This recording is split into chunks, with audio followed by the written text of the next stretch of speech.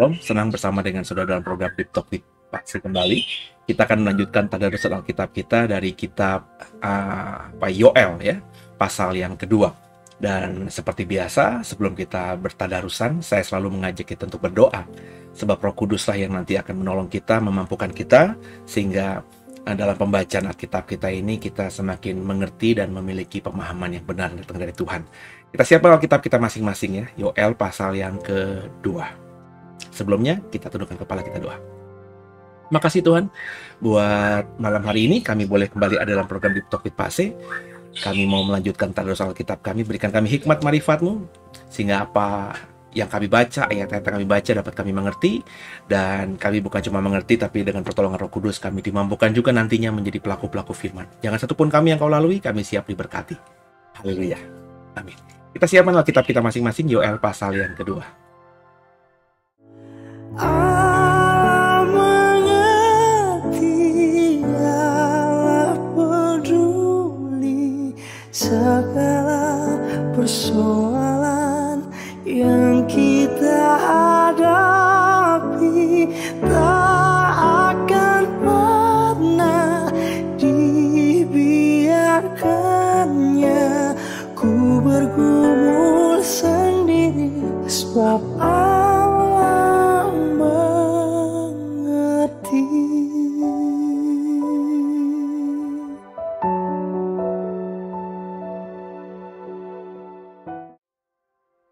Ya, Yoel pasal kedua. Kita langsung membaca saudara ya, ayat yang pertamanya. Demikian firman Tuhan. Tiuplah sangkakala di Sion dan berteriaklah di gunungku yang kudus. Biarlah gemetar seluruh penduduk negeri, sebab hari Tuhan datang. Sebab hari itu sudah dekat, suatu hari gelap gulita dan kelam kabut, suatu hari berawan dan kelam pekat, seperti fajar di atas gunung-gunung terbentang, suatu bangsa yang banyak dan kuat. Yang serupa itu tidak pernah ada sejak purbakala, dan tidak akan ada lagi sesudah itu turun-temurun pada masa yang akan datang. Di depannya api memakan habis, di belakangnya nyala api berkobar.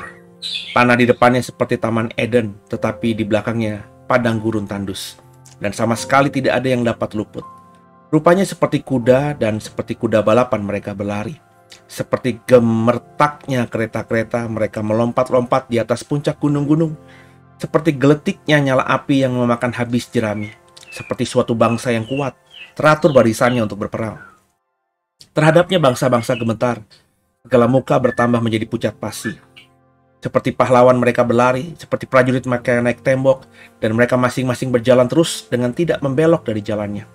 Mereka tidak berdesak-desakan, mereka berjalan terus masing-masing di jalannya. Mereka menerobos pertahanan dengan tombak, mereka tidak membiarkan barisannya terputus.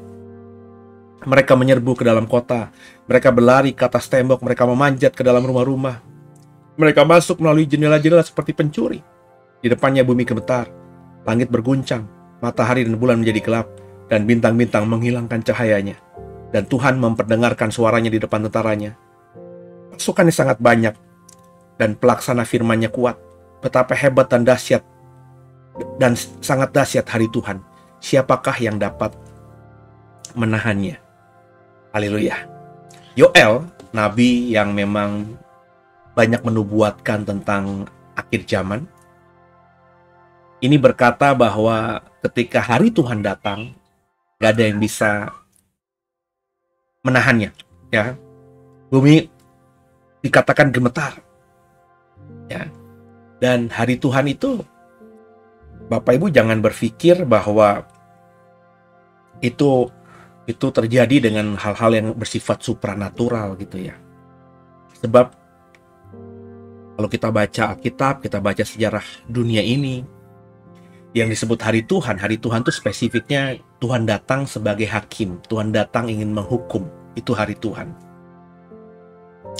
Dan ketika misalnya hari Tuhan itu dialami oleh Israel di dalam sejarah masa lalu, kita tahu bahwa Israel itu mengalami hari Tuhan atau penghukuman Tuhan karena keras hati mereka, tegar tenggung mereka, bukan cuma lewat hal-hal yang supranatural, misalnya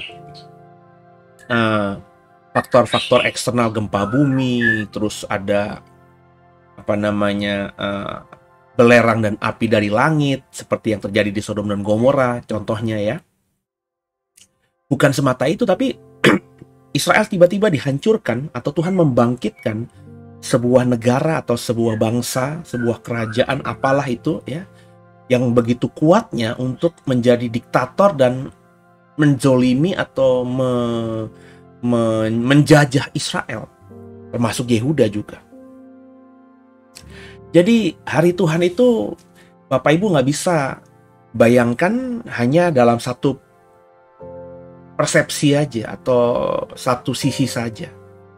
Kalau bagi saya, ketika kita konteksnya bicara hari Tuhan di akhir zaman, itu ya sudah multidimensi. Ada faktor eksternal juga. Ya, eksternal tuh dari hal-hal yang dari cakrawala, dari luar angkasa ya. Entah itu ada makhluk luar angkasa menyerang bumi, we don't know ya, atau misalnya ya ada meteor jatuh menghajar bumi ya. Ada gempa bumi, ada gunung berapi, hujan es, hujan batu ya, faktor eksternal gitu. Tapi juga saya percaya ada juga yang membuat hari Tuhan di akhir zaman itu begitu luar biasanya sehingga Alkitab menubuatkan tidak pernah terjadi sebelumnya. Itu juga terjadi gara-gara ada gesekan, ada pertentangan, peperangan di antara bangsa melawan bangsa.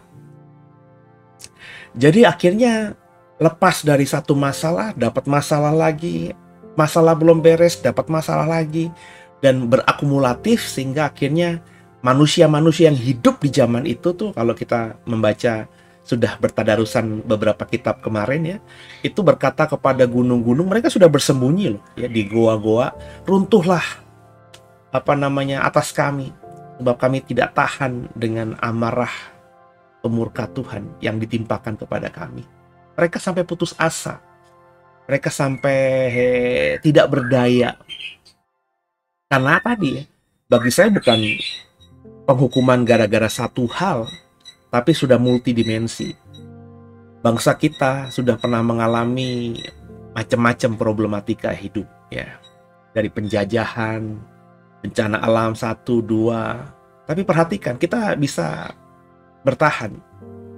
Bagaimana hati kita hancur meskipun kita tidak punya saudara dekat, atau kita juga jauh dari Aceh di sekitar tahun 90-an akhir gitu ya, yang habis ditimpa oleh tsunami. Ya.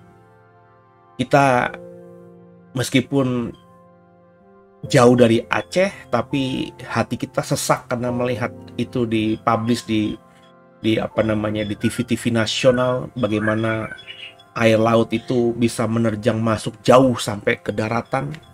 Kota Banda Aceh itu bahkan sampai air bah begitu melanda, rumah-rumah itu hanyut karena air itu ada di atas rumah. Ya. Jutaan, puluhan juta ya, orang mengalami penderitaan. Yang mati saya lupa, tapi saya yakin ratusan ribu, mungkin juga jutaan. Ya. Habis. Tapi meskipun demikian, Aceh hari ini bisa bangkit kembali. Kenapa? Karena ya, ini perspektif saya ya. Karena yang dialami hari itu hanya serangan satu dari tsunami saja. Tidak berkelanjutan. Tidak terjadi resesi ekonomi di Aceh. Kenapa? Karena Aceh tidak sendirian. Ketika tsunami itu mereda, air mulai kering, bantuan internasional, bantuan dari beberapa wilayah, bangsa kita bersatu padu menolong rakyat Aceh sehingga cepat pulih. Ya, mereka susah, rumah mereka habis, harta mereka hilang, tapi mereka cepat pulih karena ada support system. Ya. dari sebangsa dan juga bangsa-bangsa lain yang mengasihi. Kita tahu ya, sampai seingat saya pemerintah sampai menolak bantuan karena seperti air bah juga itu bantuan mengalir baik dari institusi resmi pemerintahan asing maupun juga yayasan-yayasan atau individual-individual. Saya masih ingat banget artis-artis luar negeri banyak yang menggalang dana ya, melelang memorabilia barang-barangnya, dan itu semua dikirimkan hasilnya untuk Palang Merah Indonesia kah atau pemerintah Indonesia kah, supaya Aceh bisa pulih hari itu. Ya, saya tahu pasti juga banyak dikorup itu. Cuman pemberitaan korup itu mereda karena ini lebih faktor yang lebih membutuhkan. Tapi ya dengan tipikal orang-orang yang masih feodal dan juga masih sangat pemerintahan yang masih baru dari reformasi, itu banyak yang dikorup juga, banyak yang lenyap juga, dimakan individu-individu yang tidak bertanggung jawab. Tapi mereka cepat pulih. Bayangkan kalau akhir zaman itu multidimensi. Bukan cuma terjadi di Aceh, tapi terjadi di seluruh tempat. Karena penghukuman Tuhan itu melingkupi seluruh bumi. So nggak ada yang bisa nolong karena mereka berusaha menolong diri mereka sendiri. Dan kita tidak bisa menolong orang meskipun hati kita mau, karena kita juga sedang mengalami masalah. Jadi akhirnya krisisnya itu bukan cuma masalah air bah, gempa bumi, gunung berapi, hujan es, hujan batu, tapi karena nggak disupport, nggak bisa ada yang nolong, ya akhirnya itu berimbas panjang. Inilah yang saya bilang hari Tuhan tuh krisis multidimensi.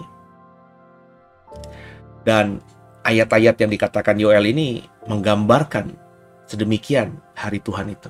Ya, digambarkan seperti pasukan yang kuat berperang, yang tentaranya, keretanya tuh melompat-lompat, gemertaknya seperti luar biasa terdengar, pertahanannya luar biasa, bisa menyerbu kota, berlari ke atas tembok, memanjat ke dalam rumah-rumah melalui jendela-jendela. Ini menggambarkan, Yoel ingin menggambarkan bahwa ketika hari Tuhan nggak ada yang bisa menahan. Tembok kota semegah, sebesar, setinggi apapun tidak ada yang bisa menahan. Jadi pertanyaan saya, siapkah saudara menghadapi hari Tuhan itu? Perikop berikutnya, seruan untuk bertobat. Tapi sekarang juga demikianlah firman Tuhan. Berbaliklah kepadaku dengan segenap hatimu, dengan berpuasa, dengan menangis, dengan mengadu. Koyakkanlah hatimu dan jangan pakaianmu. Berbaliklah kepada Tuhan Allahmu, sebab Ia pengasih dan penyayang, panjang sabar dan berlimpah kasih setia. Dan Ia menyesal karena hukumannya. Siapa tahu mungkin Ia berbalik dan menyesal dan ditinggalkannya berkat, menjadi korban sajian dan korban curahan bagi Tuhan Allahmu. Tiuplah sangkakala di Sion. Adakanlah puasa yang kudus, maklumkanlah perkumpulan raya. Kumpulkanlah bangsa ini, kuduskanlah jemaah. Himpunkanlah orang-orang yang tua. Kumpulkanlah anak-anak, bahkan anak-anak yang menyusu. Baiklah pengantin laki-laki keluar dari kamarnya dan pengantin perempuan dari kamar tidurnya. Baiklah para imam, pelayan-pelayan Tuhan menangis di antara balai depan dan mesbah dan berkata, sayangilah ya Tuhan umatmu, dan janganlah biarkan milikmu sendiri menjadi cela. Sehingga bangsa-bangsa menyindir kepada mereka. Mengapa orang berkata di antara bangsa, di mana Allah mereka? Jadi meskipun Yoel ya menggambarkan begitu mengerikannya hari Tuhan, tapi sekali lagi Tuhan itu masih menunjukkan Dia mengasihi meskipun sudah murka, amarahnya sudah diubun-ubun gitu ya. Tapi Tuhan masih kirim nabinya Yoel untuk memberitakan kepada umat Israel, ayo ya, Tuhan udah mau murka, hari Tuhan udah mau datang nih ya. Dalam konteks itu mungkin ya menuju Babel menyerang Yehuda, Asyur menghancurkan Israel. Negara yang besar itu ingin menjajah dan menaklukkan bangsa pilihan Tuhan. Tapi tadi ya, Tuhan masih memberikan kesempatan. Ayo bertobat. Makanya bahasanya Yoel tadi, berbaliklah kepada Tuhan dengan segenap hatimu, dengan berpuasa, dengan menangis, dengan mengadu. Jadi pertobatan itu rupanya bisa meluluhkan hati Tuhan. Jadi makanya saya berkata, saya mengajar, entah seberapa besar pun dosa saudara yang kau lakukan kemarin, atau barusan, atau di sepanjang hidup saudara, sampai-sampai saudara berpikir, waduh, gue ini neraka aja mungkin nggak mau nerima gue karena dosa gue terlalu besar. Gitu. Misalnya ya, andai kata kau berpikir demikian. Tapi kalau kau bertobat dengan sungguh, ya, berbalik kepada Tuhan dengan segenap hatimu, dan mengekspresikannya. Perhatikan baik-baik kalimat Yoel dalam ayat 12, dengan berpuasa, dengan menangis, dengan mengadu. Itu ekspresi zaman itu. Orang yang menyesal, orang yang berduka, orang yang benar-benar mau bertobat, itu ekspresinya seperti itu. Berpuasa, menangis, dan mengadu. Itu budaya. Ya. Nah, saudara bisa mengikuti teladan budaya Alkitab. Ya, kalau saudara bertobat, menyesal, saudara boleh berpuasa, menangis, dan mengadu. Tapi sekali lagi saya sebagai seorang teolog mengatakan, meskipun itu literal, ayat Alkitab mengatakan demikian, tapi kan ayat ini kan ada, perintah Tuhan ini ada, karena konteks budaya Israel hari itu. Nah, konteks budaya kita kan, kita berpuasa itu kan, misalnya, ya kita tahu saudara, mayoritas kita kan berpuasa. Orang Kristen ya ada yang kenal puasa, bahkan ada yang berkata, "Hah, berpuasa buat apa lagi?" gitu ya. Masih ada kelompok Kristen yang tidak mengerti puasa. Menangis, beberapa suku memang kalau bertobat itu menangisnya luar biasa ya. Mengadu itu ya sambil menangis tapi sambil ada ekspresinya gitu ya. Ada tepuk dada lah, ada menaburkan debu lah, mengadu, itu konteks budaya. Nah, konteks budaya kita gimana? Kita boleh sah saja mengikuti apa yang kata Alkitab tadi kalau kita mau bertobat dengan sungguh. Tapi bagi saya, yang penting kita bertobatnya dengan hati, dengan sungguh-sungguh, bukan cuma dengan ucapan, dan disertai lewat perbuatan bahwa kita bertobat. Dan apapun dosa kita, kalau kita bertobat dengan sungguh, firman Tuhan katakan, dosa yang merah seperti kirmizi Tuhan bisa buat putih seperti salju. Ya, makanya harus ada ketulusan di situ. Makanya di ayat 13 kalau kita baca, koyakanlah hatimu dan jangan pakaianmu. Kenapa? Karena orang Israel tuh budayanya begitu. Kalau mereka bertobat, mereka berduka, mereka mau berkabung, mereka menangis, mereka mengadu, mereka sambil mengoyakkan baju seperti yang dipertontonkan Raja Daud gitu ya. Ketika dia mendengar bahwa anaknya akhirnya mati, anak hasil perjinahannya dengan Bathsheba, ya, dia mengoyakkan bajunya. Ya, itu budaya, konteks budaya. Nah, nggak salah, silahkan saja, itu menunjukkan memang kita berduka. Tapi gara-gara itu menjadi kebiasaan, akhirnya banyak orang Israel itu kalau berduka, mengoyakkan baju, hanya ingin menunjukkan kepada orang lain bahwa dia berduka, dia menyesal, tapi tidak ada penyesalan dari hati. Itu yang Tuhan nggak suka. Makanya berkali-kali Tuhan berkata, berbaliklah kepadaku dengan segenap hatimu. Sebab banyak yang diekspresikan orang dan dilihat kasat mata oleh orang lain itu dilakukan secara munafik. Dilakukan tapi tidak dari hati. Dan Tuhan paling benci hal seperti ini. Jadi, ayo kita benar-benar menjadi orang yang tulus dari hati dan kita ekspresikan itu. Ya. Nah, kalau saudara bukan tipikal orang yang mengekspresikan dengan mengoyakkan baju, menangis, ya, berpuasa, yang penting kau bertobat dengan sungguh. Ya, kalau bagi saya bertobat dengan sungguh itu benar-benar menyesali, datang hadirat Tuhan dengan minta ampun, dan berusaha sekuat tenaga dengan kekuatanmu, dan sekaligus minta pertolongan Roh Kudus untuk memampukan diri kita tidak mengulangi dosa-dosa lagi dan hidup mulai berkenan kepada Tuhan. Kalau kita lakukan itu, ya, meskipun Tuhan sudah berikhtiar menghukum kita, menghukum dunia ini, siapa tahu, kata Alkitab tadi, kata Yoel tadi, ia berbalik dan akhirnya meninggalkan berkat, bukan hukuman kepada kita. Ya. Sekali lagi, isi hatinya Tuhan kita nggak bisa menerka. Kita cuma tahu panduannya. Oh, Tuhan suka ini, Tuhan nggak suka ini. Kita kerjakan aja. Nah, soal hasilnya gimana, responnya Tuhan bagaimana, itu misteri ilahi, saudara. Seperti yang pernah saya bilang dalam tadarusan kitab Yunus, itu Yunus itu kok saya tiba-tiba ngeblank. Disuruh Tuhan untuk memberitakan kepada sebuah kota, ya. Maafkan saya tiba-tiba ngeblank nih. Yunus kota apa tuh ngeblank tiba-tiba, ya. Itu bangsa kafir, itu letaknya di Babilonia, bukan bangsa pilihan Tuhan, bukan umat pilihan Tuhan, ya. Tapi mereka mau akhirnya bertobat. Ya, akhirnya Tuhan luluh. Ya. Itu kan misteri ilahi. Kenapa Tuhan peduli sama bangsa kafir gitu? Ya.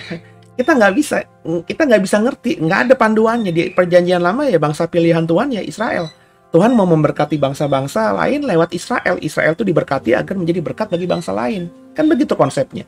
Tapi rupanya ya tadi misteri ilahi, Tuhan bisa bekerja ya dengan cara yang lain ya. Ya. Tuhan mengasihi juga rupanya bangsa-bangsa lain, kota-kota lain yang tidak ada hubungannya dengan Israel. Dan ini tidak dimengerti oleh Israel. Sama. Jangan belagu kita, ya mentang-mentang kita ya klaim diri kita anak dan Tuhan adalah Bapa kita mengerti benar tuh Bapa kita. Nggak bisa gitu. ya, siapa kita? Kita anak ya. Kalau Bapa mungkin bisa mengerti anak karena ketika kita oe, ya dia sudah ada melihat kita, menyaksikan kita, melihat tumbuh kembang kita. Tapi kita kan nggak ngerti, ya.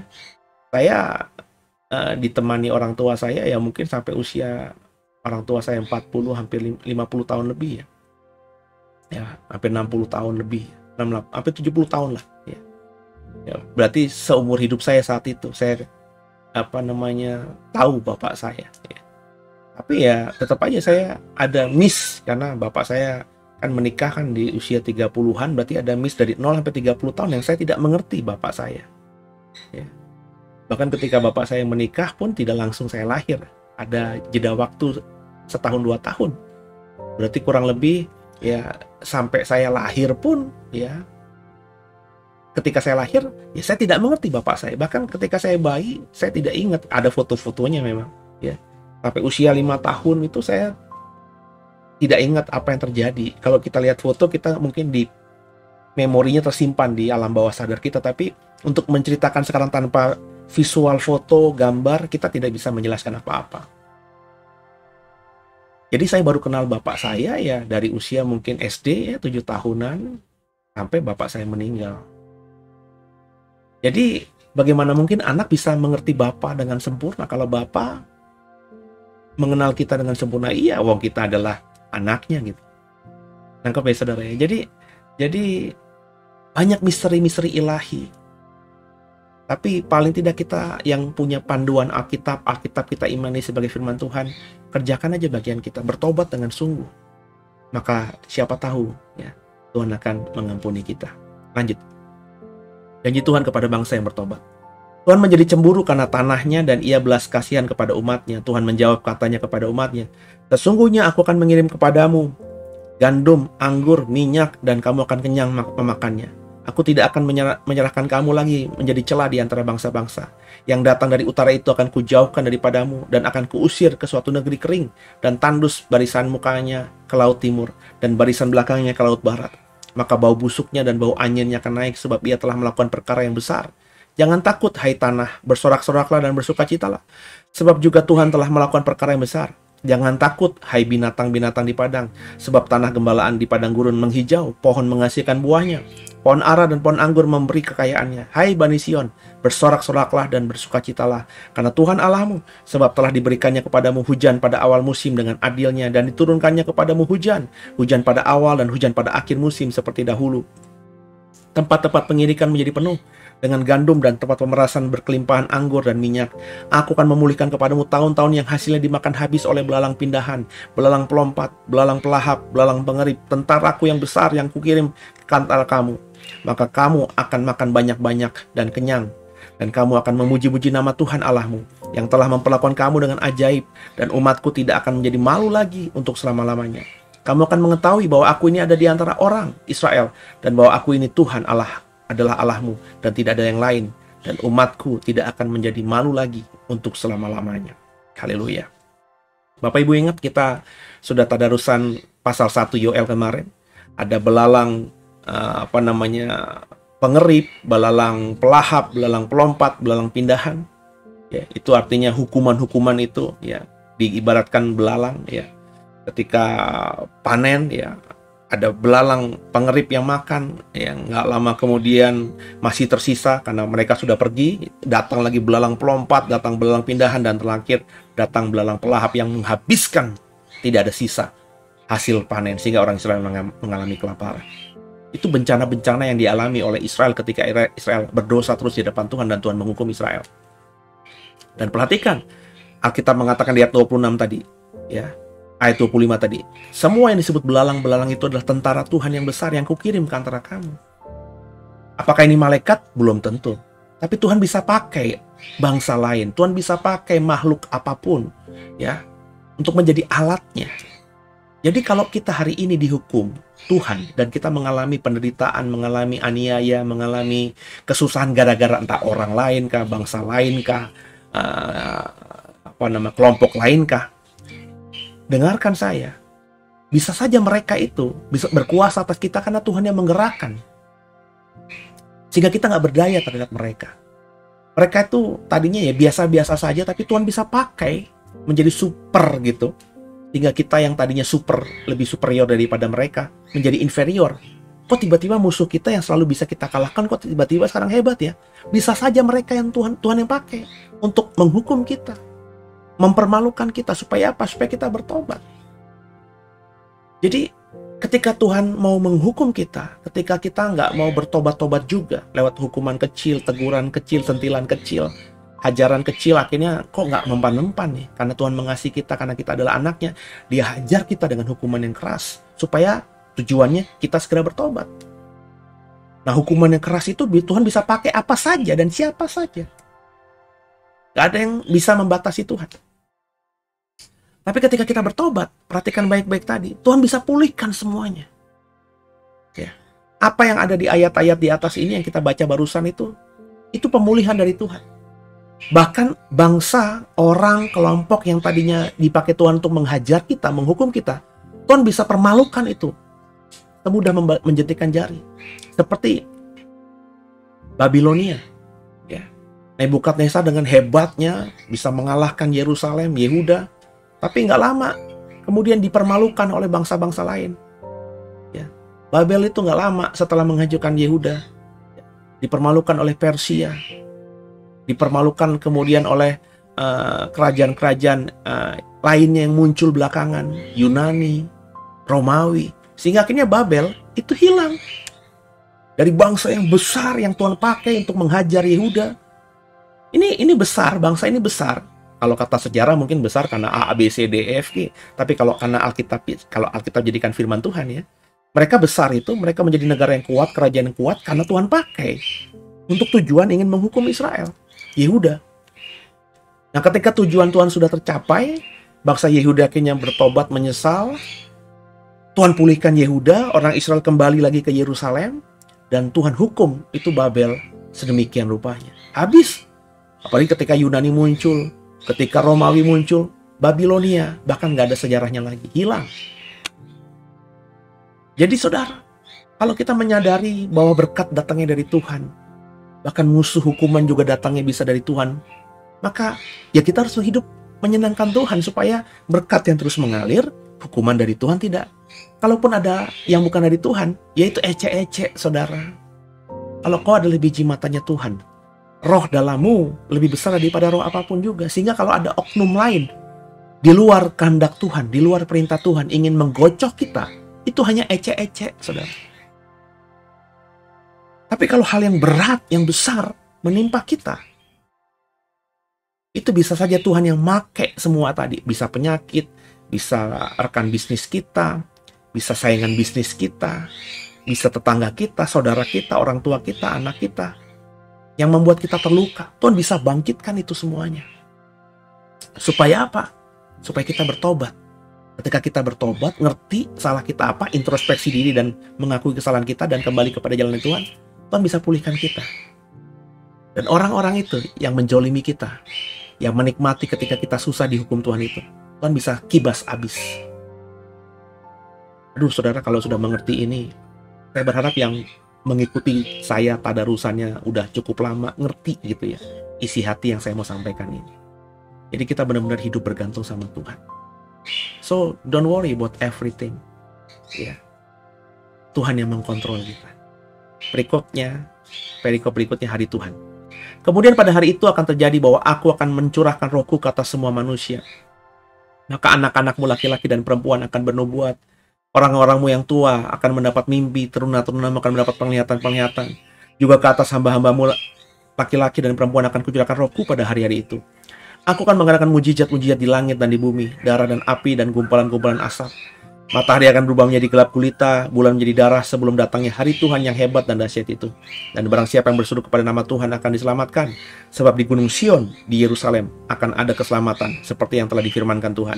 Dan setiap orang yang dipanggil Tuhan akan termasuk orang-orang yang terlepas. Kasih Tuhan, biji mata Tuhan terakhir dalam perikop ini, dalam pasal 2 Yoel. Yoel menubuatkan bahwa nanti menjelang hari terakhir Tuhan akan mencurahkan rohnya kepada semua manusia, nggak ada dibeda-bedakan. Bukan cuma anak, bahkan juga hamba-hamba laki-laki, perempuan. Ya, nggak cuma laki-laki tapi perempuan juga. Nggak cuma yang sudah tua tapi yang muda-muda, teruna-teruna. Ya, bahkan kalau kita membaca kemudian ayat-ayat berikutnya, ya, anak-anak kita, ya, bayi-bayi akan Tuhan bangkitkan untuk bernubuat. Ya, memang hari Tuhan menjelang hari Tuhan akan seperti ini. Ya, ya. Jadi jangan bangga bahwa saya punya gelar ini, saya adalah pendeta ini. Enggak, Tuhan bisa pakai siapa saja di hari terakhir. Jadi jangan merasa sombong. Ya. Enggak, Tuhan bisa permalukan saudara kalau saudara sombong. Tapi intinya yang saya mau sampaikan, meskipun Tuhan bisa pakai siapa saja untuk bernubuat, sehingga perkataannya jadi seolah-olah dia punya kuasa. Tapi hati-hati dengan hal itu. Kenapa? Karena setan membaca juga ayat ini. Roh jahat juga membaca ayat-ayat ini.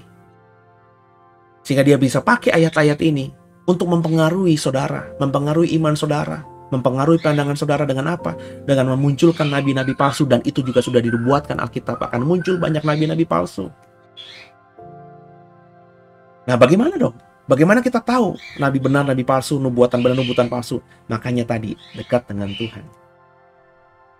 Ketika kita bertobat dengan sungguh, bertobat dengan hatimu hanya ada Tuhan yang menguasainya, maka kau akan dengan telanjang, sangat mudah membedakan mana nubuatan benar, nubuatan palsu itu. Mudah banget kok.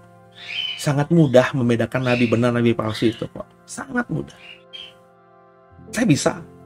Ya, makanya saya tidak terlalu kagum dengan banyak orang yang diberi stempel nabi. Ya, saya senyum-senyum aja. Ya, saya tidak bilang itu benar apa tidak ya, tapi saya senyum-senyum saja. Ya. Santai aja gitu, nggak terkagum-kagum, ya, nggak terpesona dan nggak ngejar-ngejar mereka juga gitu.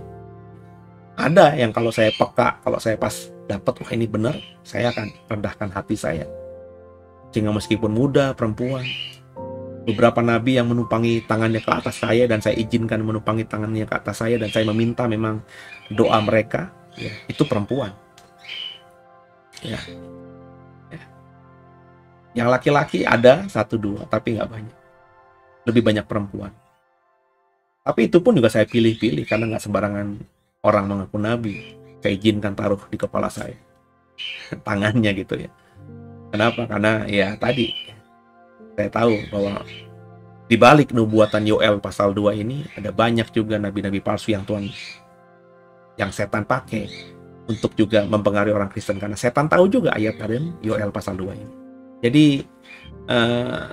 kita mengerti sekarang, intinya kita bertobat, kita berseru kepada Tuhan, kita menyesali semua salah kita, maka andai kata Tuhan sudah berikhtiar menghukum kita, hukuman itu bisa diubahnya menjadi berkat.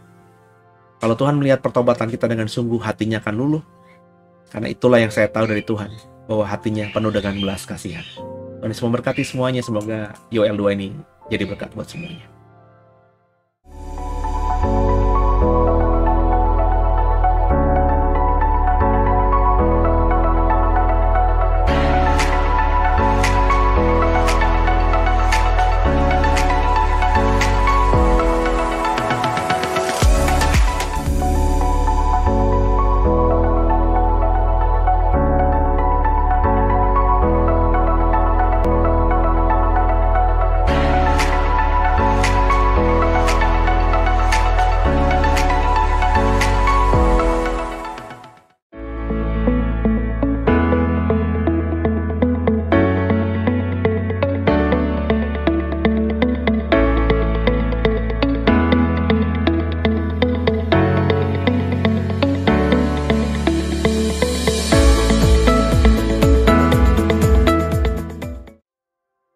Ya, semoga sekitar 30 menit yang berjalan ini memberkati semua.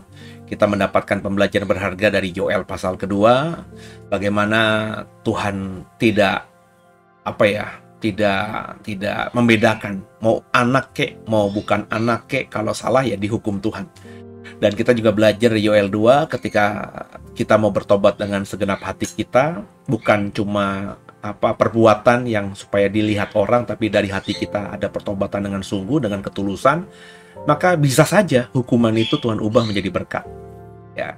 Dan orang-orang yang Tuhan bisa pakai untuk menghukum kita, ya, karena Tuhan bisa bangkitkan siapa saja, itu Tuhan bisa ubah mereka juga akhirnya binasa atau hancur, ya, karena ya Tuhan yang berkuasa. Yoel 2 ini menjelaskan siapa Tuhan, siapa kita. Bahwa Tuhan itu superior, dan kita ini, semua kita, makhluk apapun di dunia ini, hanya inferior di hadapan Tuhan. Jadi terus hidup mengandalkan Tuhan, bertobat dengan sungguh, maka hidupmu pasti akan diberkati Tuhan luar biasa. Semoga diberkati. Kalau diberkati, di subscribe, di like, dan di share program ini. Linknya di share kepada yang lainnya supaya banyak orang lainnya lewat yang kau kirimkan link ini bisa ikut juga dalam komunitas Tadarusan Alkitab kita, sehingga program ini akhirnya semakin memberkati banyak orang, dan akhirnya ya mereka bisa punya iman yang bertumbuh seperti kita juga bertumbuh selama hampir 2 tahun ini kita Tadarusan. Yang baru mengikuti program ini dan ketinggalan banyak, ya, mau mendalami perjanjian baru, silahkan cari Tadarusan Alkitabnya di channel ini, ya. Mau Matius, mau Markus, mau Lukas, tinggal dicari saja, nanti pasti akan ketemu dan bisa sama-sama kita belajar. Semua pasal sudah kita bahas, semua ayat sudah kita bahas. Perjanjian baru sudah selesai, perjanjian lama sudah masuk kitab yang ke-9, sebentar lagi kitab yang ke-10 gitu ya. Kalau Yoel selesai, kita masuk kitab berikutnya, berarti kitab ke-10 atau ke-11. Saya sampai nggak menghitung karena agak stres kalau ngitungin sudah berapa banyak kitab yang sudah kita selesaikan. Soalnya perjanjian lama itu ada 39 ya. Jadi kalau daripada gitu mendingan nggak usah dihitung. Tapi kurang lebih udah 9 atau udah 10 atau 11 kitab kita sudah akan lewati perjanjian lama ini. Jadi jangan lupa dihukum doa juga supaya saya sehat dan juga bisa terus memimpin Tadarusan Alkitab ini sampai semua perjanjian lama selesai. Ya, sebelum kita tutup, kita tundukkan kepala kita doa. Terima kasih Tuhan buat malam hari ini. Kami belajar banyak dari Tadarusan Alkitab Yoel pasal 2 ini. Berikan hikmat kepada kami agar kami bukan cuma cakap jadi pendengar, tapi cakap juga jadi pelaku firman. Ampuni salah dosa kami. Yesus Kristus adalah Tuhan Juru Selamat kami yang hidup, dan ke dalam tangan-Mu lah kami serahkan tubuh, jiwa, dan roh kami. Haleluya. Amin. Selamat istirahat, sampai jumpa besok di Tadarusan Alkitab Yoel pasal ketiga, ya, pasal terakhir. Jadi besok kita selesaikan Yoel, dan lusa kita akan masuk kitab yang baru. Tuhan Yesus memberkati semuanya. God bless you.